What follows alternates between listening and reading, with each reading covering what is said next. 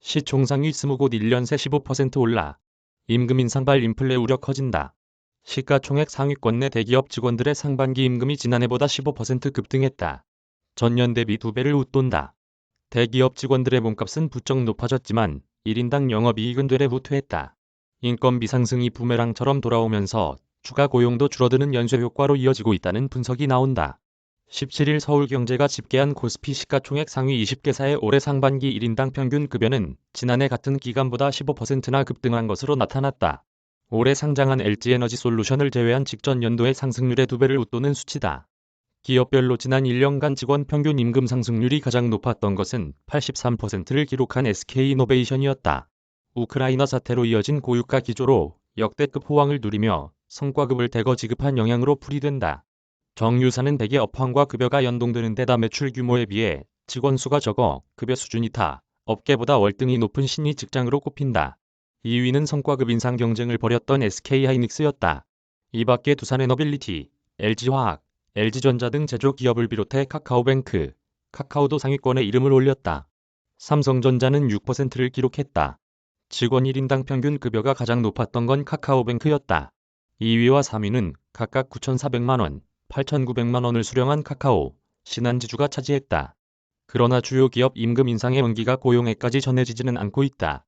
시총 상위 20개사의 올해 상반기 기준 직원 수는 38만 2,594명으로 전년 같은 기간보다 1.72% 증가하는 데 그쳤다.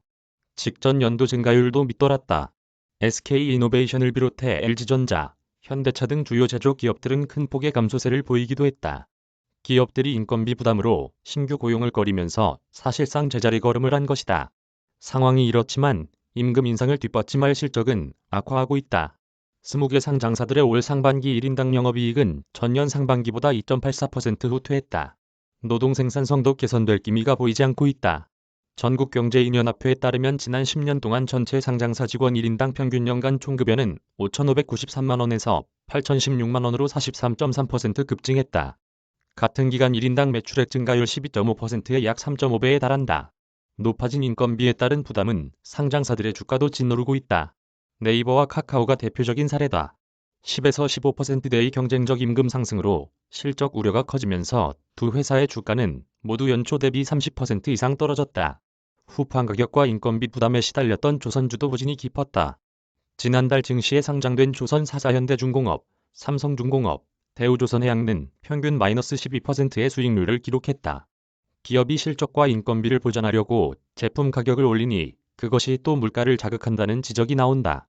한국은행은 지난달 보고서를 통해 최근 물가 상승 국면에서 기대 인플레이션이 4%가량으로 높아지고 가격 인상 품목의 비중도 80%로 커지는 현상이 관찰된다며 최근과 같이 물가 오름세가 높아진 상황에서는 기대 인플레이션이 불안해질 경우 물가 임금 간 상호작용이 강화되면서 고물가 상황이 고착될 가능성을 배제할 수 없다고 했다.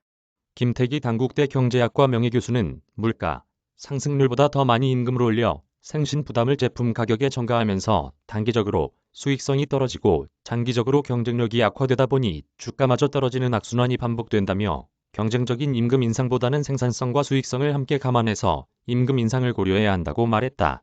한동희, 김성태, 심기문 기자 이메일 주소